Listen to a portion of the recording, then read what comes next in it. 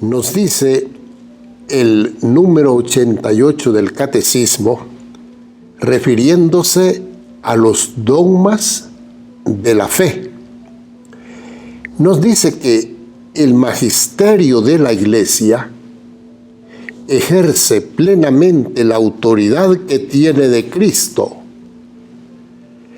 cuando define dogmas, es decir, cuando propone de una forma que obliga al pueblo cristiano a una adhesión irrevocable de fe, cuando el magisterio propone verdades contenidas en la revelación divina o verdades que tienen con la revelación un vínculo necesario.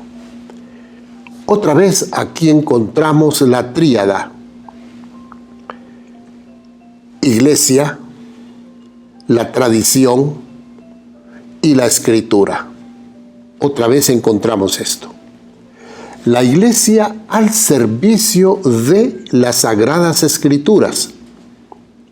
Y la Iglesia actual, por supuesto, recibiendo la tradición apostólica, recibiendo aquella doctrina que predicaron los apóstoles y cómo la entendió la iglesia primitiva. Entonces,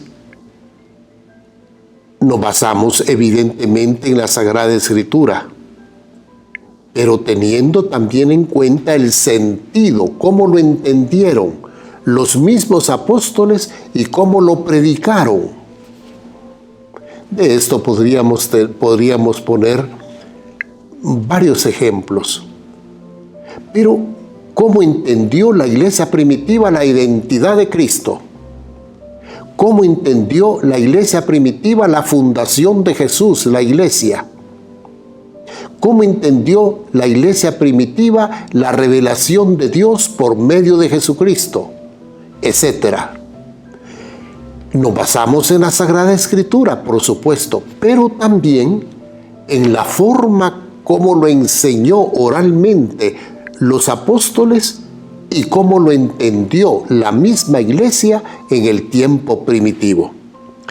Entonces la iglesia define verdades contenidas en la revelación divina o verdades que tienen con ella un vínculo necesario. Vamos a ver, por ejemplo, cuando acerca de la Virgen Santísima y la Inmaculada Concepción, la Iglesia lo propuso como dogma de fe, no se lo saca de la manga, lo saca de la Escritura, que llama a la Virgen llena de gracia, es decir, llena de Dios, llena del favor de Dios, rebalsando de Dios. Si María está rebalsando de Dios, es que en María no hay lugar para el pecado ni para Satanás. Y si en María no hay lugar para el pecado, en María no hubo ni pecado personal, ni el pecado con que nacemos por ser hijos de Adán, el pecado original. Sí, hermanos, la iglesia no inventa dogmas.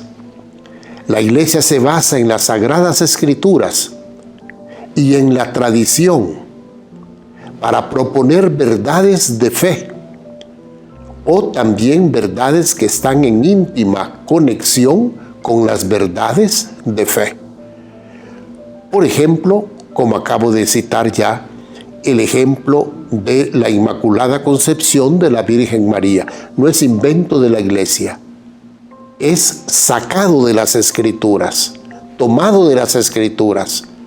Es la comprensión de lo que dice la Escritura acerca de María, llena de gracia. El Señor está contigo.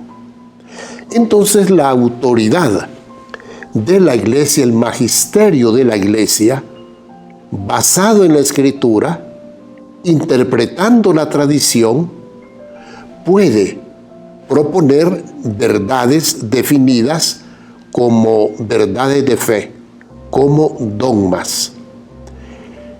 De ninguna manera la Iglesia está faltando a su fidelidad al proponer verdades como dogmas, todo lo contrario.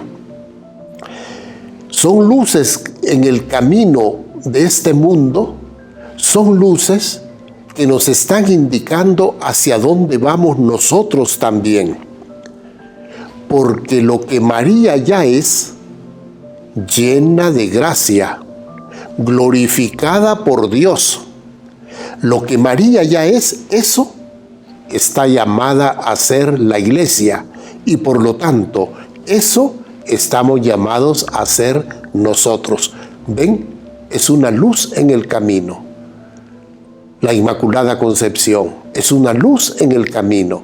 Nos está indicando a qué está llamada la Iglesia entera, a qué estamos llamados cada uno de los miembros que pertenecemos a la Iglesia.